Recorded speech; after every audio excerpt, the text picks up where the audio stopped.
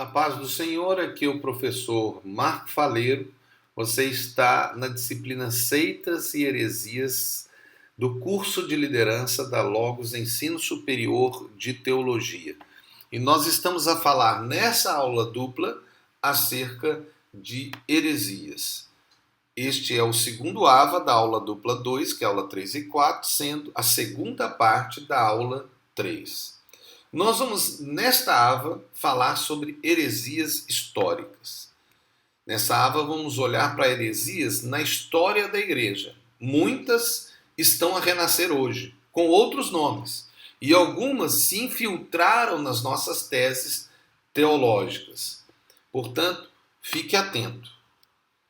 Vamos então citar alguns nomes e vamos dar a conceituação desses nomes. Nós não vamos fazer uma abordagem detalhada, como, por exemplo, se faz num curso de teologia superior.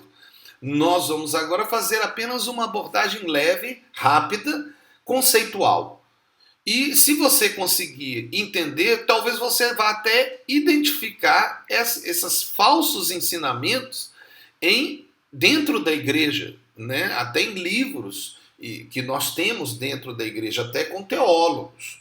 Então fique atento, não seja enganado. Muitos dessas heresias, elas estão até a renascer hoje.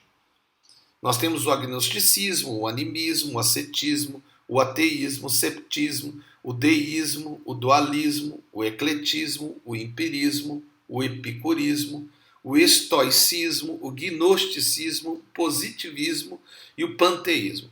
Vocês vejam que são muitos ismos, né? Então, muitas teorias. Mas vamos ver cada uma delas de uma forma rápida, né? E é claro, são assuntos de heresias que principalmente atacaram a nós, a igreja, lá no início da igreja, mas que continuaram de alguma maneira atacando. No entanto, durante a Idade Média, a Igreja Católica, com a ideia, né, até da violência, impediu aqueles que eles chamavam de heréticos. Né? Eles até eram mortos, chegou mesmo ao absurdo da Inquisição Católica. Mas vamos lá.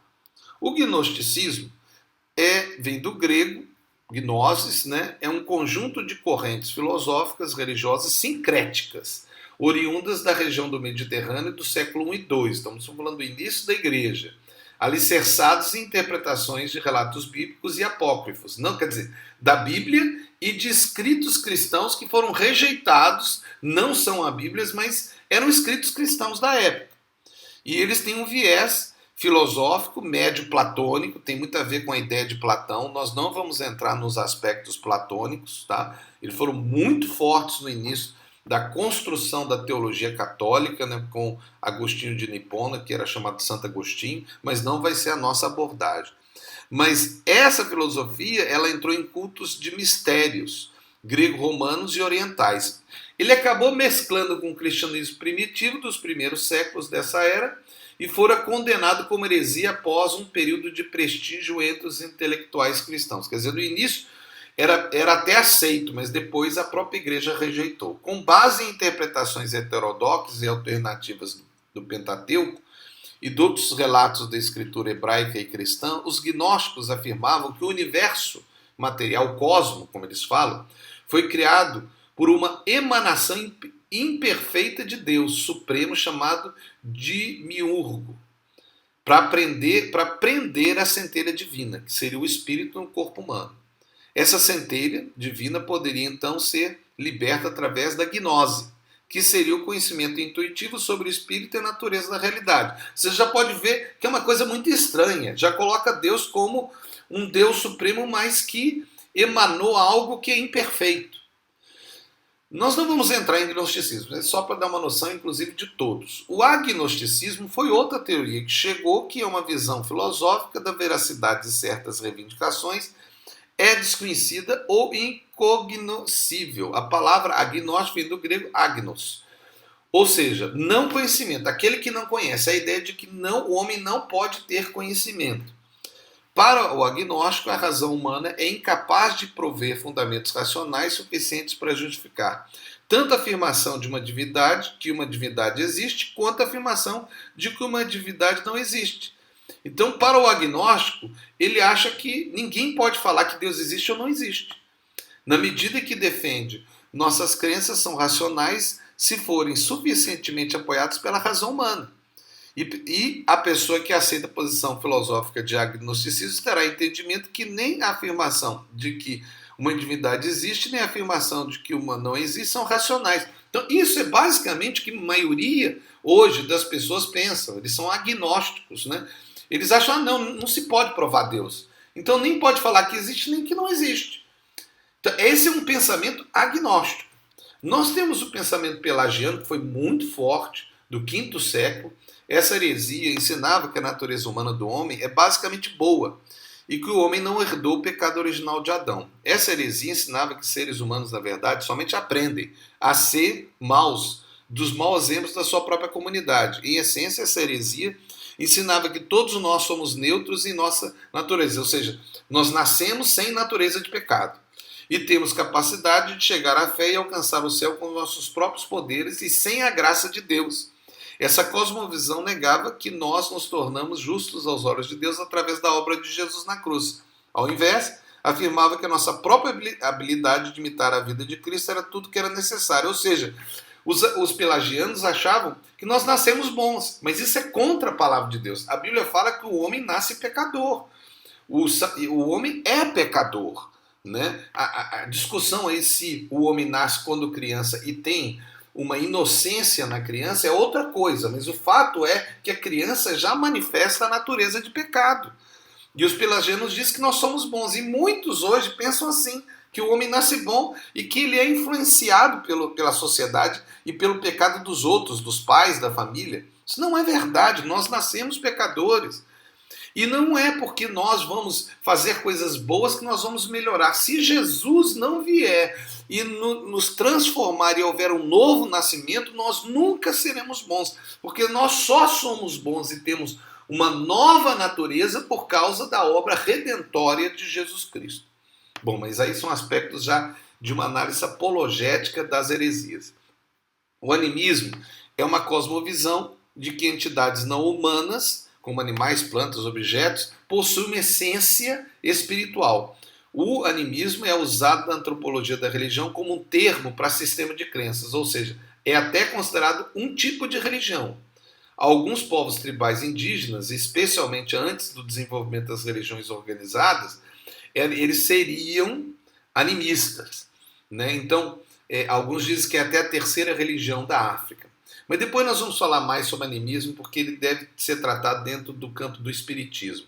Mas vamos ver o ascetismo. O ascetismo é uma filosofia de vida na qual se realizam certas práticas visando o desenvolvimento espiritual. Muitas vezes essas práticas consistem no refreamento dos prazeres mundanos e na austeridade. É a ideia, então, que através de tirar prazeres e se limitar, você terá mais santidade, você será mais puro. E nós sabemos que nós somos puros não pelo que fazemos, porque não é de obras, para que ninguém se glorie, mas pela graça sois salvos. Mas nós vemos muitos ascetas dentro da igreja, achando que através de se purificar, deixando algo, ele vai ser mais santo ou mais puro. Não, se não houver a obra do Espírito Santo no seu coração, você pode fazer tudo, você não conseguirá ser santo. A santidade vem somente por uma atuação de Deus em nossa vida. Outra heresia é o ceptismo. É qualquer atitude de questionamento para com conhecimento, fatos, opiniões ou crenças estabelecidas. Filosoficamente, a doutrina da qual a mente humana não pode atingir certeza alguma a respeito da verdade. Então tem gente que é séptico dentro da igreja, né? Acha que ninguém vai saber a verdade, ninguém pode saber a verdade. Isso é mentira. A verdade é Jesus Cristo. E nós podemos atingir a verdade através de um relacionamento pessoal com Deus. Mas vamos lá. O outro aspecto grande heresia é o ateísmo, né? Que é a ausência de crença da existência de divindades ou de Deus, né? No nosso caso específico, de Deus. O ateísmo é o oposto de teísmo, que é uma forma mais geral da crença que existe ao menos uma divindade. Outra heresia é o epicurismo, que é um sistema filosófico que prega a procura dos prazeres moderados para atingir o estado de tranquilidade e libertação do medo, com a ausência do sofrimento corporal pelo conhecimento do funcionamento do mundo e da limitação dos desejos. Já quando os desejos são exacerbados, pode ser fonte de perturbações constantes, dificultando o encontro da felicidade, que é manter a saúde do corpo, a serenidade do espírito, ensinado por Epicuro de Samos, filósofo ateniense do século IV a.C., e seguido depois por alguns filósofos chamados epicuristas, inclusive dentro da igreja. É a ideia do prazer para atingir a perfeição. Nós não cremos que tem nada que o homem pode fazer para atingir a perfeição. Tem que ser uma atuação por meio do Espírito Santo. E aí vem o empirismo, que é a teoria do conhecimento, que afirma que o conhecimento sobre o mundo vem apenas por uma experiência sensorial. É o método indutivo, por sua vez, afirma que a ciência como conhecimento só pode ser derivada a partir de dados de experiência. É a afirmação rigorosa e filosófica acerca da construção do conhecimento que gera o problema da indução. Quer dizer, eu só vou obter conhecimento se eu tiver uma experiência. Mas o conhecimento vem por meio do Espírito Santo, não é por meio do homem. O homem pode adquirir conhecimento revelado, porque Deus revela conhecimento. Ecletismo, mais uma heresia. É o método científico ou filosófico que busca a conciliação das teorias distintas. Isso é muito forte hoje. Na política e nas artes, o ecletismo pode ser simplesmente a liberdade de escolha sobre aquilo que se julga melhor, sem um apego a uma determinada marca, estilo ou preconceito. Pode ser considerado também uma reunião de elementos doutrinários de origem diversa que não chegam a se articular e em unidade sistemática consistente. O ecletismo é muito forte nos dias hoje, dentro da igreja inclusive, de pessoas que acham que tem que se unir tudo, tem que se fazer tudo uma coisa só. Não, a nossa base é a Bíblia, não é a filosofia dos homens. Nós temos também o dualismo, que é um princípio básico da antropologia, né, que o mundo se baseia em dois princípios. Basicamente é a ideia do bem e do mal, ou o certo e o errado, a ideia de que para o mundo ser perfeito ele tem que estar equilibrado, ele tem que ter um pouco bom e um pouco mal. Isso é uma mentira. Ele tem que ser totalmente bom, porque Deus é totalmente bom. Em Deus não existe maldade. Não precisa de mal para se equilibrar. Isso é uma mentira do dualismo e é muito antropológico essa ideia. É lógico que é um assunto bem grande a se analisar. E nós temos o deísmo, que é uma posição filosófica naturalista que acredita que a criação do universo por uma inteligência superior, pode ser Deus ou não, através da razão, do livre pensamento, da experiência pessoal, em vez de elementos comuns da religião teísta, como revelação direta ou tradicional. Então, o deísmo é parecido com o teísmo. Nós estamos dentro do ambiente de conceitos da teologia, tá? Mas o deísmo não é o teísmo, tá? Porque o deísmo pode ser Deus ou não pode, ou pode não ser Deus, tá?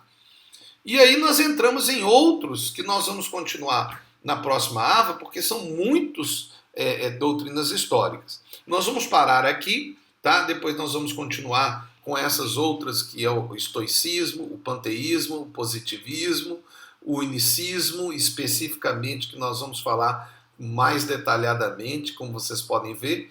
E por último, nós vamos entrar aí nessa ideia do que é as heresias modernas. Então, tudo que está a passar, você vai ver agora na próxima ava. Aqui é o professor Marco Faleiro, da disciplina Seitas e Heresias, do curso de liderança. E você está na Logos Ensino Superior em parceria com a sua igreja.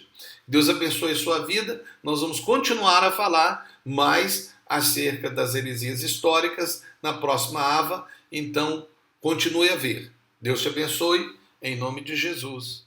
Amém.